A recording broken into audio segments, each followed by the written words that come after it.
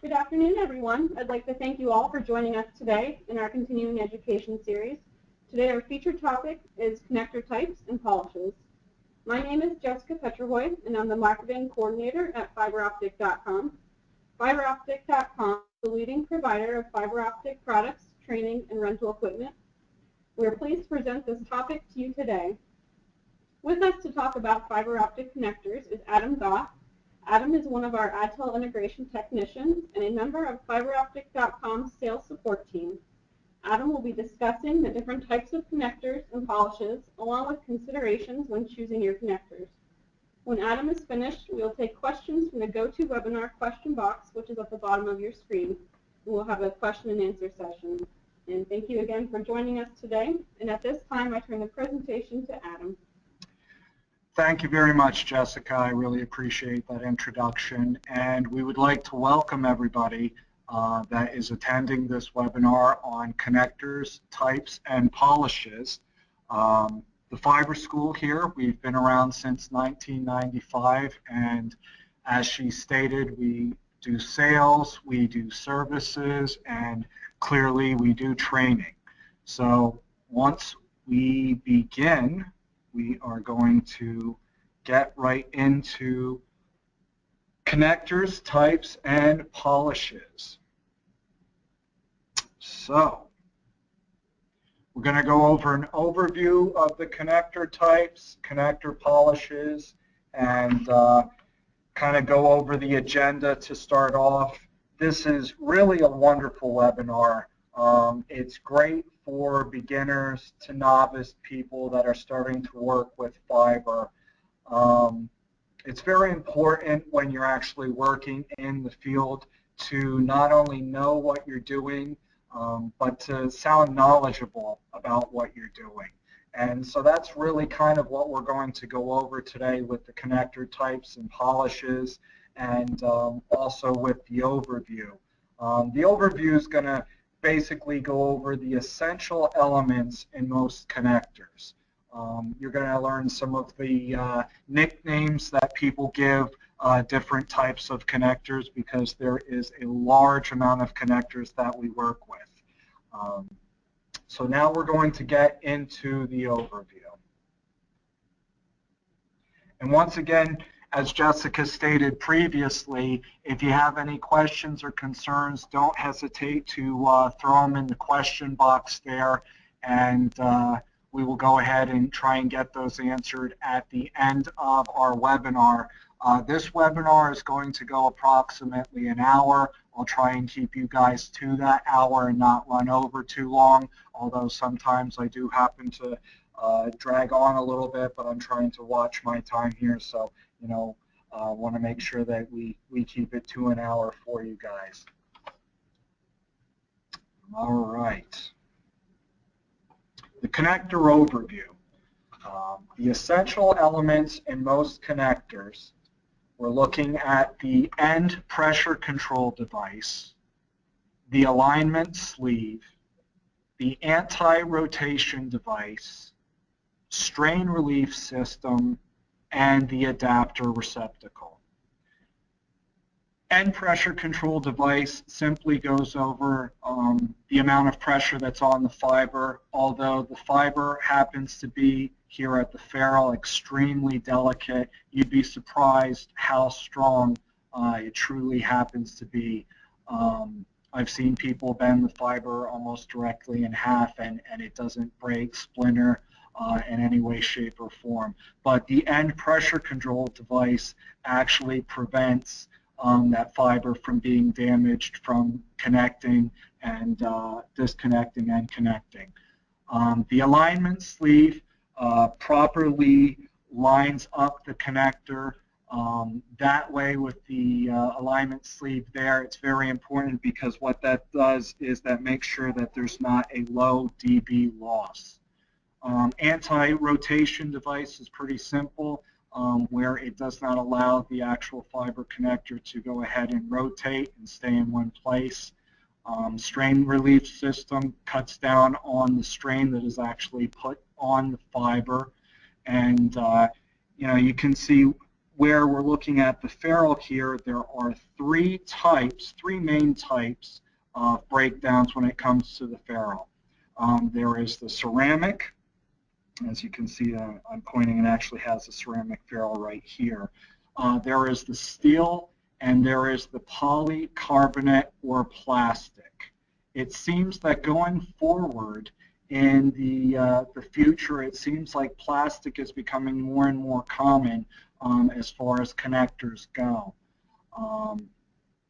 So, this is a simple breakdown of the connector overview that we happen to be looking at right here. Things that you want to consider when actually working with connectors or purchasing connectors. First one we're going to touch on and address is the cost. There's quite a few different types of connectors, so you have to have the right connector.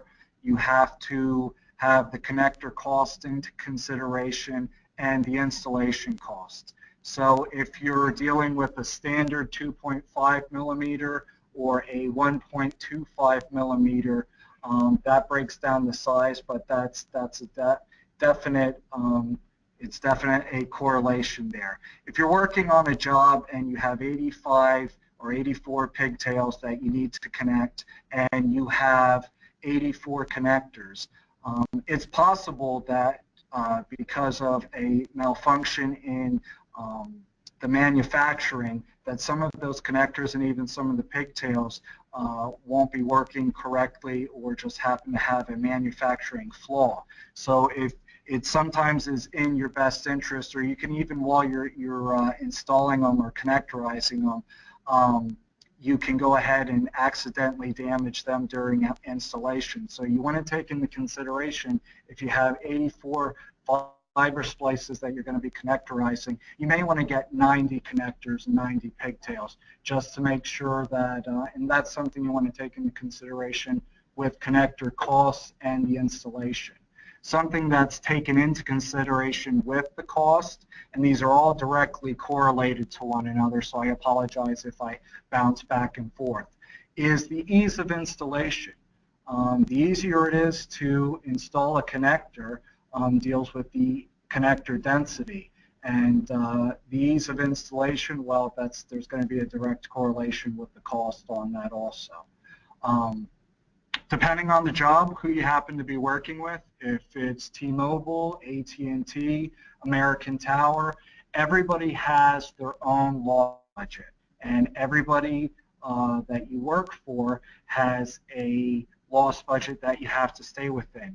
So because of that, you have to have a particular connector style that they would recommend or require, and then that also breaks down to the ferrule material that happens to be used for it.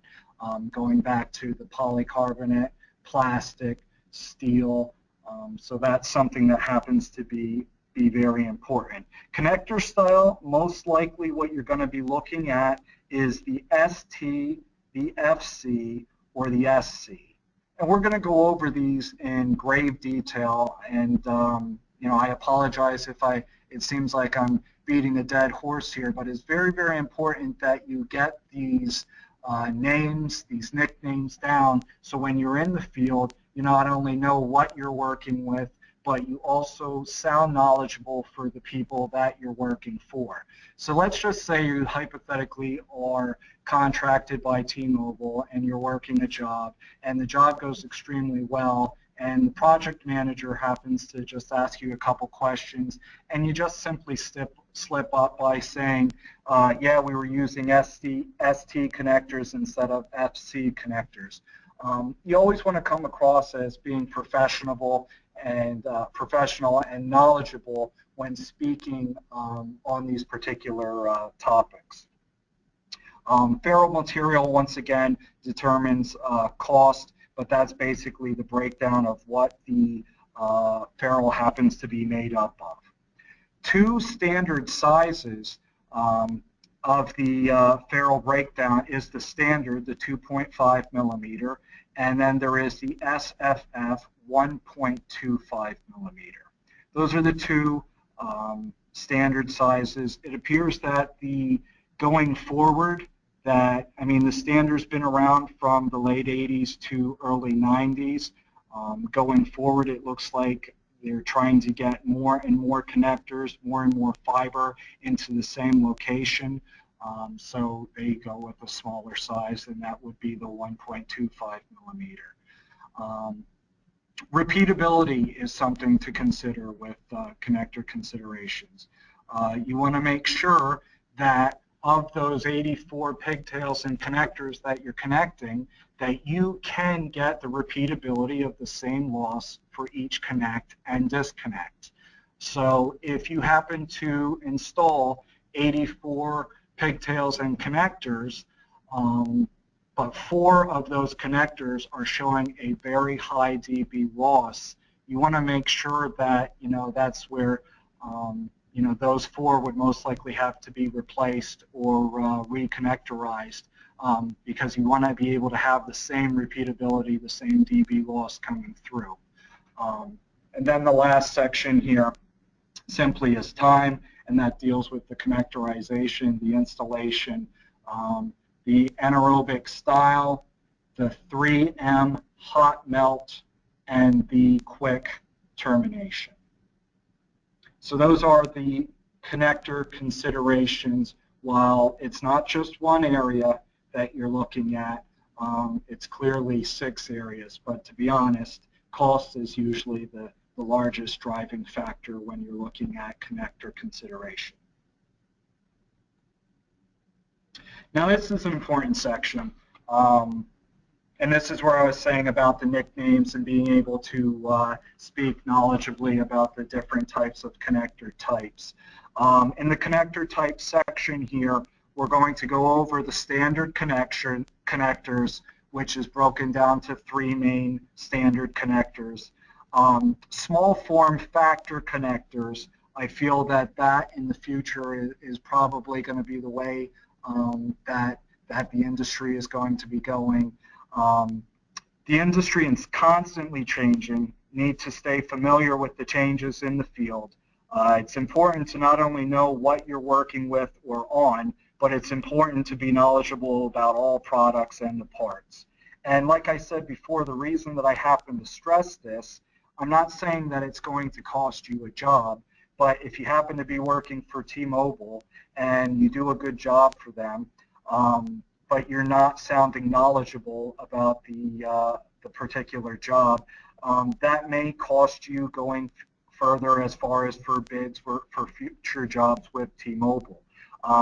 It doesn't mean that you're going to lose the job, but if you happen to do a good job, when a bid comes up in the future and your card's thrown into the hat, they're going to definitely want to bring you back. That's something that's very important. So even though, for future jobs, you're going to have to most likely bid, or your company will bid, or project manager will, you want to make sure that they're bringing you back in the future.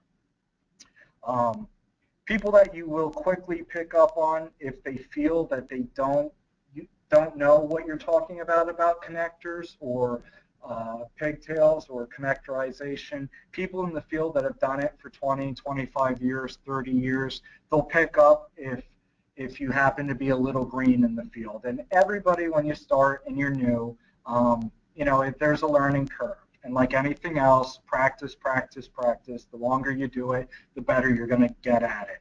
I like to joke around, and some of the guys with the firm that I work with, fiberoptic.com and Adtell, we used to call them greenhorns. And the reason we do is simply because it's a little bit lack of knowledge when you first start out. So the more that you can familiarize yourself with simple things like connector types, the better off you're going to possibly be. So like I said, you're going to hear some of this repeated, but I'm doing that as a benefit to yourself, because hopefully that will instill in your brain. It's like, okay, I'm really remembering this, and these are the key areas that Adam told me to focus on, so I don't run into issues like that when I'm working in the field. And on a side personal note, say you're working for a job where you have to be talking with a NOC, and that's usually somebody who works with you and guides you through certain jobs that you happen to be doing. If you get a good NOC that is willing to work with you, they're happy to kind of steer you down the right path. If you have a NOC that isn't exactly as friendly, they're going to go straight by the book, and they're going to not use short terms or nicknames or anything. They're just going to expect you to know what standard connectors are, what an ST, what an FC, and what an SC is. An ST is, and normally nickname in the field is Sam Tom. What that stands for actually is a straight tip. So that's where ST came from. Was developed by AT&T, and that started in the late 80s and early 90s, and it's a 2.5 millimeter keyed ferrule. It's most commonly used in network applications. And, we're going to go over this again. You are most commonly going to be working with standard connectors. This is to start. Going into the field, in the future, you also see SC, I'm sure. If you're working overseas in Japan and China, you're going to be looking at MU. But for starting out in the field, standard connectors is where you're most likely going to see the most stuff. FC, Frank Charlie, is a fiber optic connector commonly used with a threaded body. Almost always has a threaded body. Single mode optical fiber, maintaining polarization optical fiber. It's designed for the use in high vibration environments, and we'll go over what a high vibration environment actually really entails. SC, Sam Charlie, or a subscriber connector, is a standard connector, subscriber connector. It actually has a push-pull latching mechanism. It's a fiber optic cable connector that uses that push-pull fiber mechanism. And when we actually look at these, and we're going to have actually some pictures to look at these, you're going to see what the difference is. So not only do you need to know, ST, FC, SC, what they stand for, it'll actually be easy to see too when you see visually the differences between them. The SC, the Sam Charlie, because of that push-pull latching mechanism, it's easy to pick out. The small form factor connectors, there's the MU, which stands for the miniature unit. These are all going to be 1.25 millimeters. The standard connectors are all going to be 2.5 millimeters. Once again, the MU, the miniature unit, is common in Japan. The MT-RJ stands for Mechanical Transfer Registered Jack.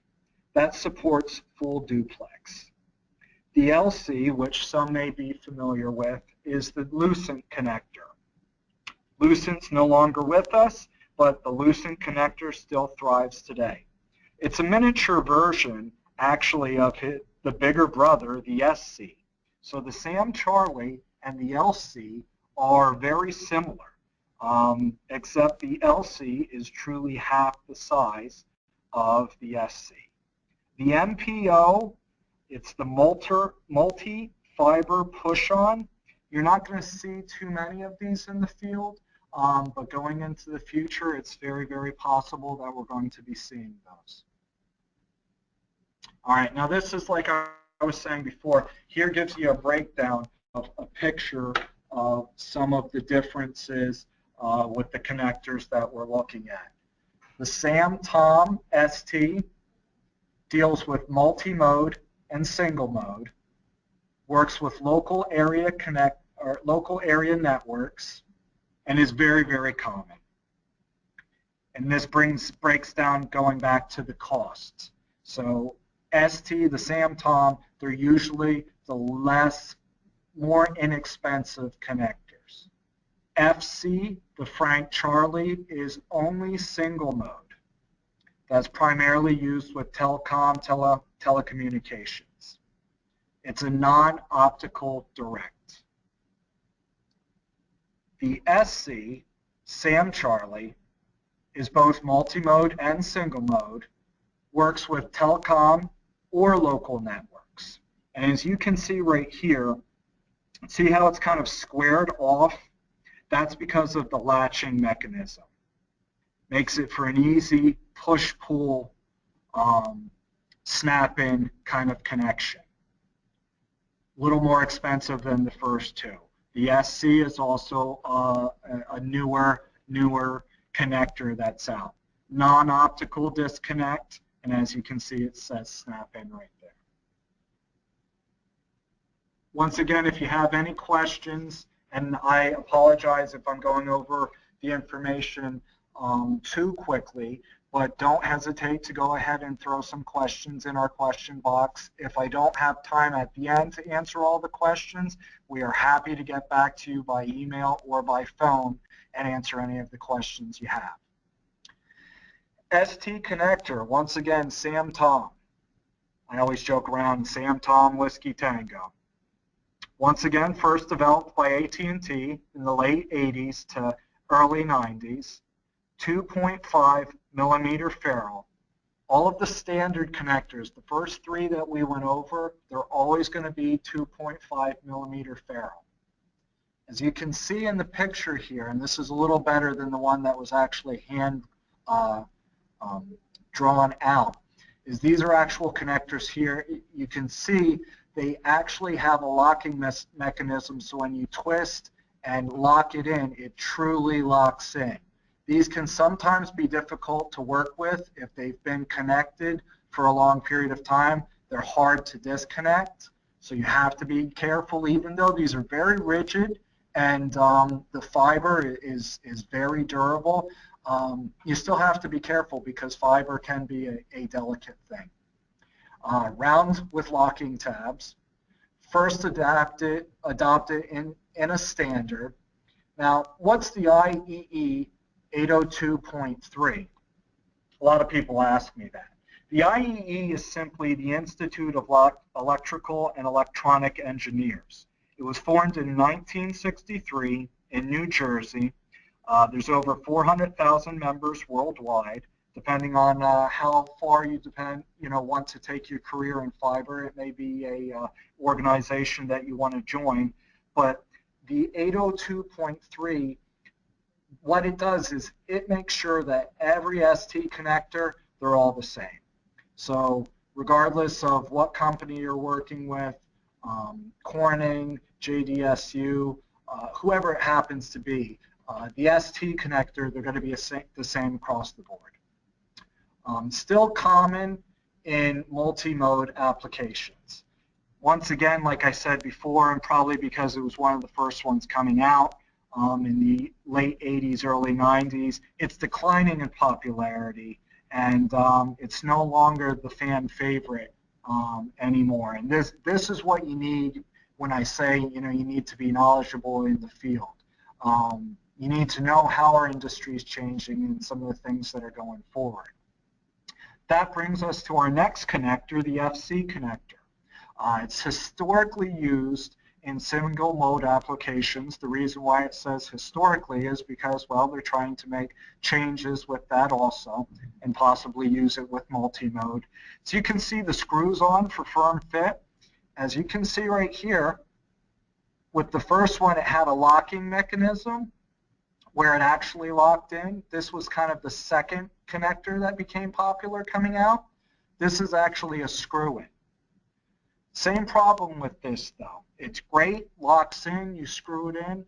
Only issue is if it's been there for a while, sometimes unscrewing it, you can have some issues there. So this is being replaced by SC and LC connectors. Like I said before, this is 2.5 millimeter. It's mostly in the telco market. Best pull-out strength, though. Rarely have I had any of these break while working in the field. Because this was one of the older connectors, though, like it says right here in bold, it's being replaced by SC and LC connectors. I truly believe going forward that we're going to be working primarily with LC connectors in the not too distant future. But that also breaks down cost. That's something that's important. One aspect, I do apologize. Let me just get back. ST, we're on FC connector. All right.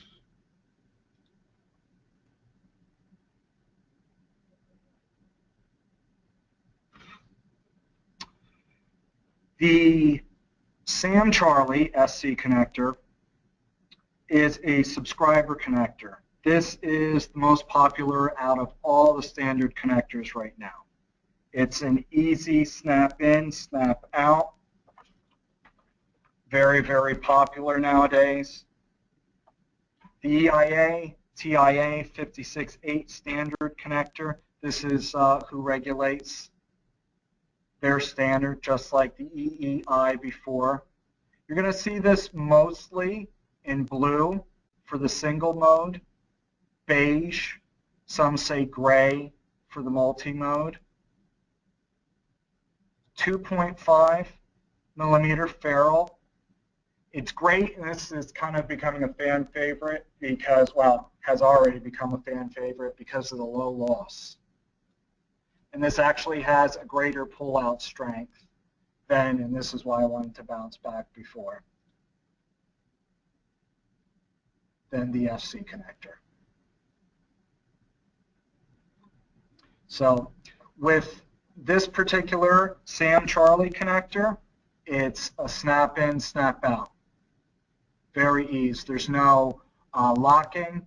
There's no screwing out. It's a simple push-pull.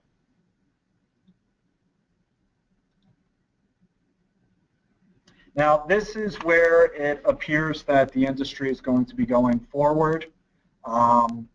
Some places around the world are already here.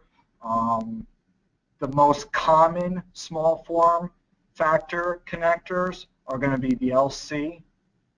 Any application involving large number of fiber is a candidate for high density connectors. Data centers, premise cabling, telecom rooms, telecommunication rooms, FTT infrastructures, small form factor SFF connectors being half the size provide the answer. So this is just companies, America, the world, simply wanting to do everything bigger, faster, quicker, low cost. Where everything was 2.5 millimeters, all of the SFF connectors are 1.25. So it's literally exactly half the size. In the future, they're literally talking about maybe in 5 years, 6 years, going to an even smaller connector from this. But for all points, you know, we're just looking at these two connectors, two types of connectors today.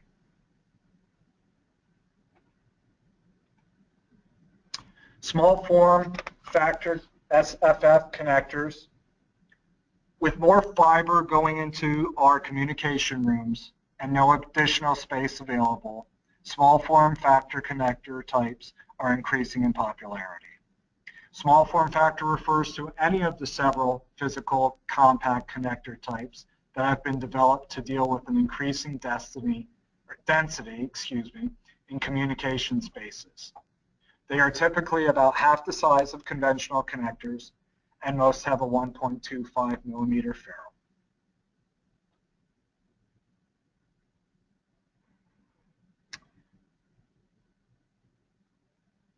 Moving on, we're actually going to break down some of the SFF connectors. The VF-45 Volition. The Volition connector was designed by 3M and consists of a two-part plug and socket configuration, as you can see right here. The connector uses two 8-degree cleaved bare fiber space 4.5 millimeter apart and holds the fiber in V grooves rather than a ferrule. So this is different than the larger standard that you were seeing before. You can just see by the size alone. It's only used as a duplex style connector. So you can see the V groove right here. You may not see these too much right now. In the future, I really believe you will. I'm going to skip over the LC for a quick second, but we're going to round right back and get onto it, simply because it's the most popular, and this is what you're going to see a lot in the field, even right now. The MTRJ, which we went over before, was designed by AMP and is the smallest form of connector. The footprints of this style connector is half of the SC and uses a plastic ferrule in a duplex configuration.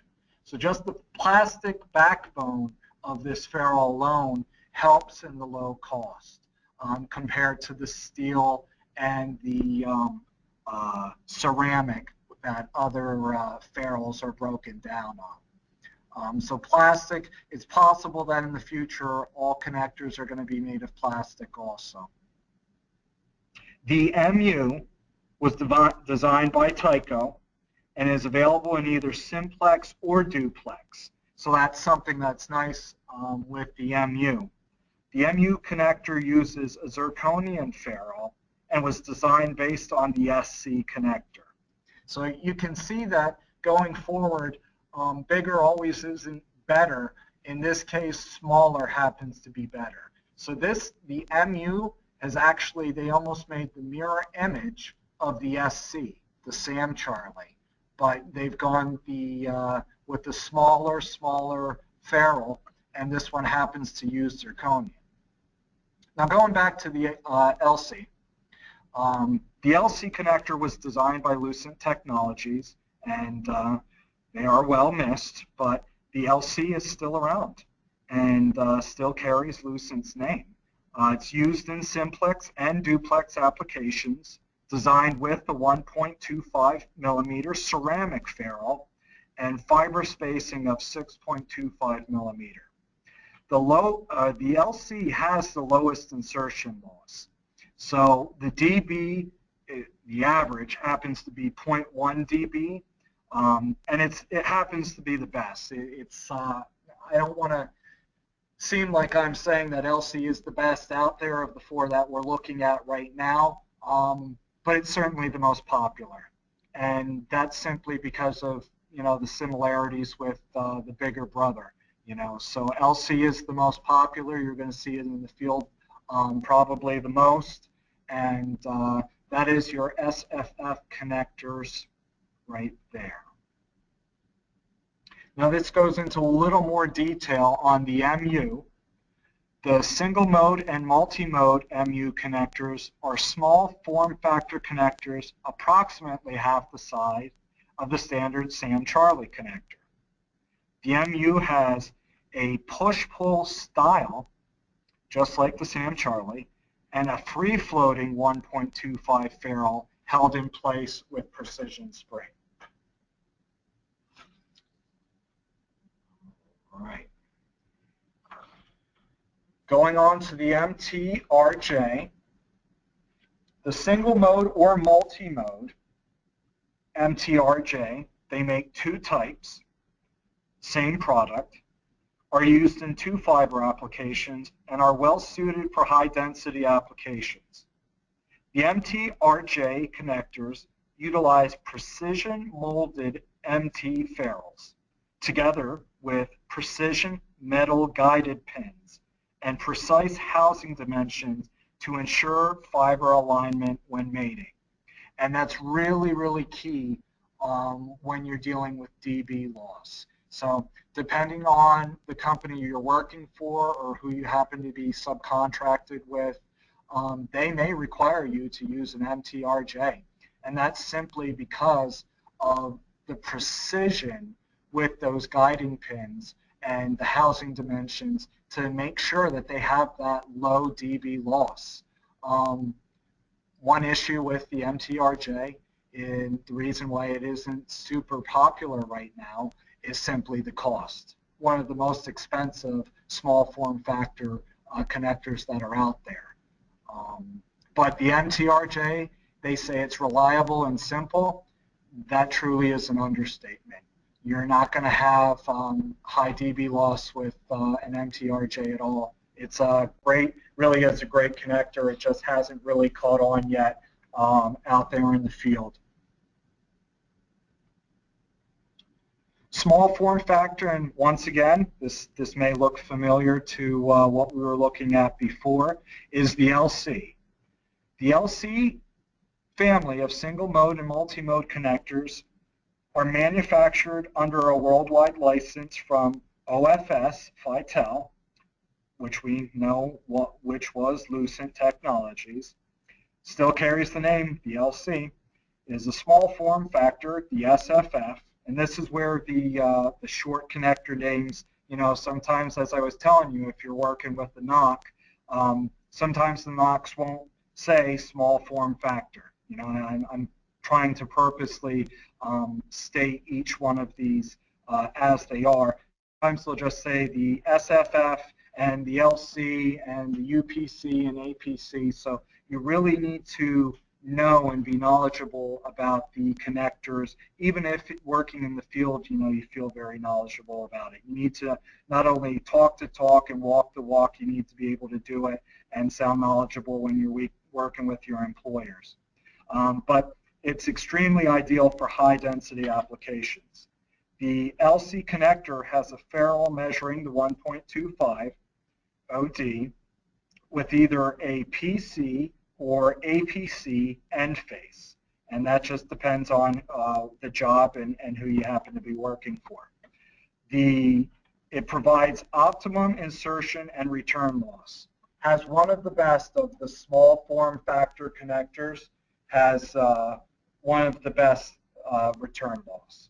The LC connector is used on small diameter mini cordage 1.6 millimeter to 2.0 millimeter, as well as a 3.0 millimeter cable. The LC connector family is Telcordia ANSI/EIA/TIA and EIC compliant.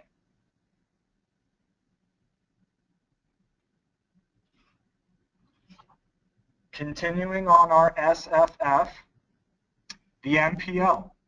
What is an MPO connector? MPO is the acronym for multi-fiber push-on. IEC 61745-7 is standard internationally. So that's basically just who governs and the actual connector, and that's the standard for international. The EIA and TIA 604-5 is the US standard. So you have the international for everybody that's listening to us internationally overseas, thank you, and you also have the US standard there.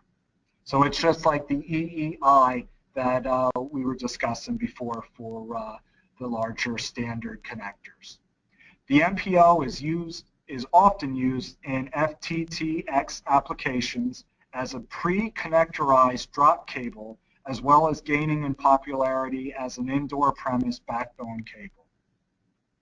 Still not super popular yet, but it's also because it's one of the newer, and also unfortunately is a little higher in cost. So that also affects whenever anything's a little higher in cost, that always will affect the popularity and use.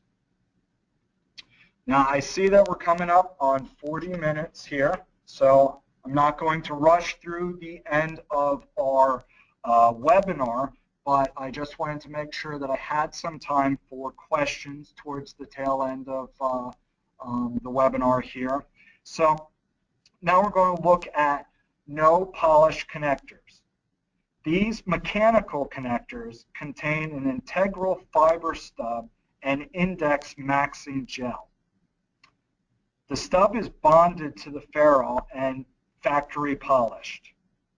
The fiber is to be terminated, stripped, cleaved, and cleaned. Then it is inserted into the back of the connector and mechanically secured.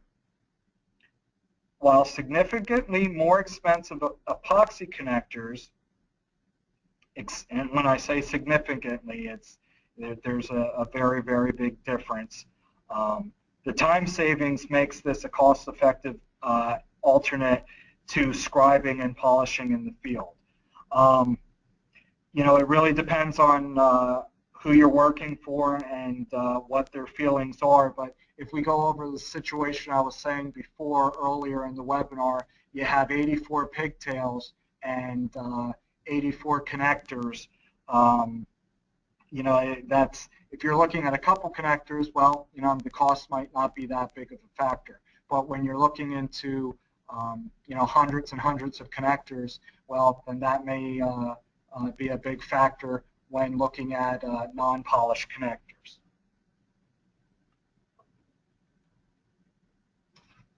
Connector polishes.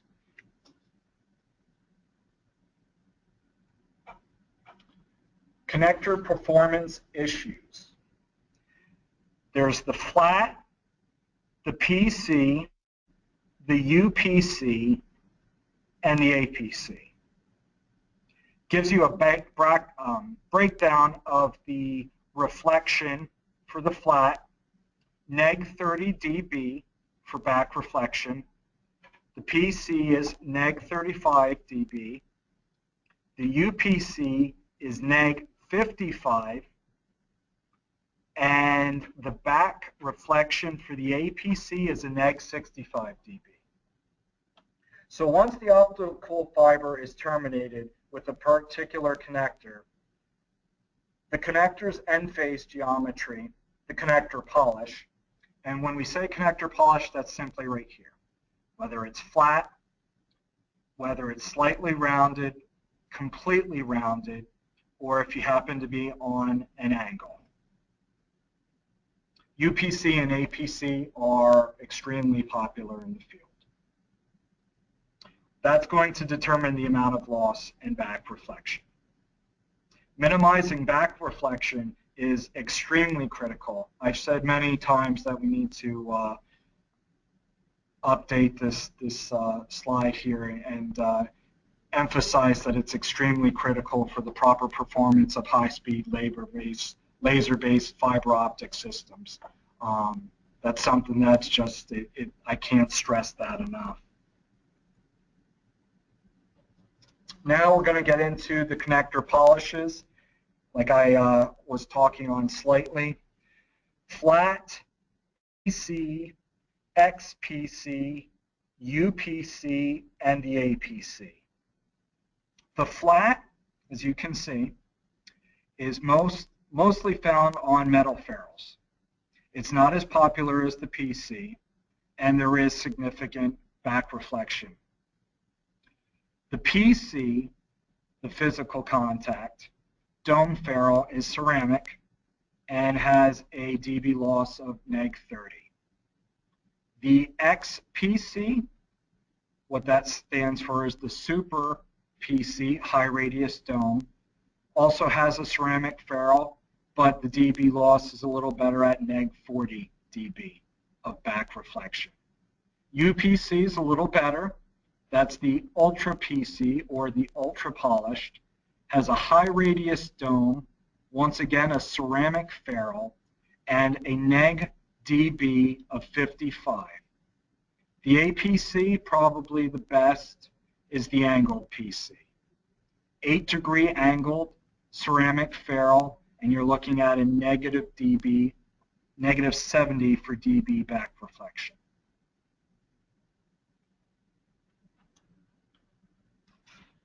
Reflection issues. The ORL, which stands for optical return loss, testing tests back reflection, which is detrimental to high-speed laser transmissions. Special polished connectors, XPC, Super PC, UPC, ultra polished, and APC, angled PC, angled polished connector, stands for the physical contact. As you can see in the diagram, with the angled physical contact on an APC finish, the connector tip is cut at an 8-degree angle, which directs the light away from the source. These special finish changes the geometry of the ferrule face and are used to reduce the amount of light reflected back to the fiber.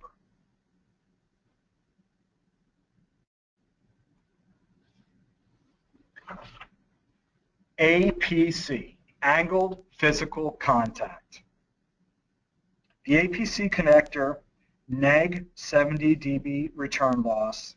By far, I think the industry's leaning toward this because it truly has the best performance. Big surprise, the best performer out there, most cost. Best football player on the field, usually highest paid. Same with baseball, softball, football, whichever it happens to be. Has a green body. Can pick up on this rather easily. Less back reflection. Used for CATV, FTTX, and testing applications. Properly mated APC connectors are virtually lossless and invisible on an OTDR. And for brand new APC connectors, this is true. So when you're testing, sometimes you won't even see them show up for OTDR testing. But we won't dive too deeply into that because that will be a webinar in the upcoming future.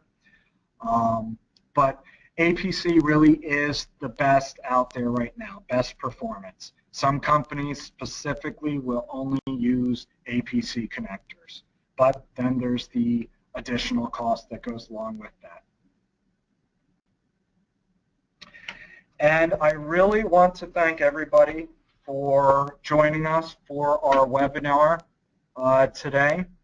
This now brings us to the question section of our webinar. Looking at some of the questions I happen to have here in front of me. Let me see. Somebody asked, and I'm not going to name names here, where can I find the schedule for future webinars? I felt that this was useful. I believe that every Wednesday at 3 p.m. Eastern Time, we are going to have a webinar each week. That goes, I know the schedule goes to March 30th, and I believe we're going to continue to have these all year long, but every Wednesday, 3 o'clock, same bat time, same bat channel, we will be here. So, stay tuned for next week, same time. A lot of, I see more than one question here. How can I get a copy of the presentation? You can also find, just to let you know, actually it's the same answer to both questions. We have recordings of this previously. You can go to fiberoptic.com/webinar, and you'll be able to listen to previous presentations there. If I happen to go over something too quickly, it was a different presenter. It was Terry Powers, but it is recorded there, and you would be able to listen and or view at the same time. And it will also have, for the upcoming presentations each Wednesday at 3 p.m., it's going to show what's slated until March 30th. I believe. A couple of the questions. Okay. We're actually joined also by Chris Labange, who happens to be the president of fiberoptic.com.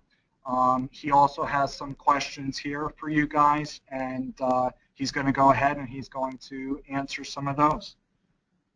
Some of the other ones that we see are what we refer to for what is a non-optical disconnect. What do we mean by that for the presentation? So with respect to that, we're specifically talking about the ST connector and the fact that the ST connector has a spring-loaded kind of sleeve around it that kind of locks into position.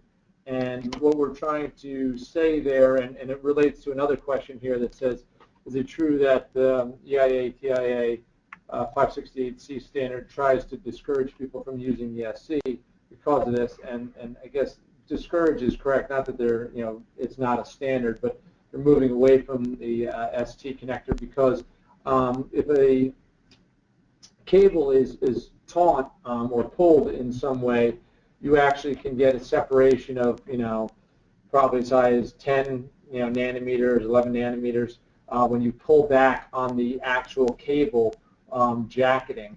And even though the body is completely still locked into place, that spring action allows that optical disconnect to occur, but it's not visible to us from standing or looking at a panel. So that's kind of what we're referring to there and why it's discouraged, whereas the SC or anything along those lines, if it was popped out a little bit or strained, the entire connector would be visibly dislodged. So that's what we're referring to there.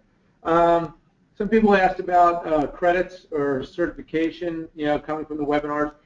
We don't have certifications for these webinars because they're so short. We actually do have a membership program that you can sign up for, and that would get you access to a number of our web-based trainings, which are a little bit longer. I think they run maybe 4 hours or even, potentially a little bit longer than that. They typically run about $125 a session for different training topics, but with membership, you would actually get access to all of those, and you can get continuing education credits from us and the Fiber School through that. But that's kind of where we are in certification. The webinars, unfortunately, just aren't long enough to carry that level of certification or accreditation.